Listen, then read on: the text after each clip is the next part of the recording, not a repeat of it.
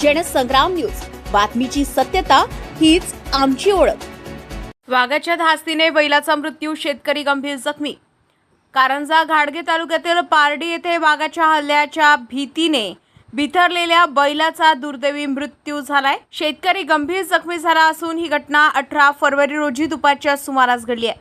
मिळालेल्या माहितीनुसार शेतकरी किसना मरस कोल्हे आपल्या मुलासह बैलबंडीने शेतात जात असताना झुडपात दबा धरून बसलेल्या वाघानं अचानक हल्ल्याचा प्रयत्न केला. जीव वाचवण्यासाठी बैल सैरावैरा पळाले आणि खाईत अडकल्याने दोन्ही बैलांचा गळफास लागून जागीच मृत्यू झालाय. या घटनेत बंडीवरून पडल्यानं शेतकरी गंभीर जखमी झालाय, तर त्यांचा मुलगा सुखरूप बचावलाय.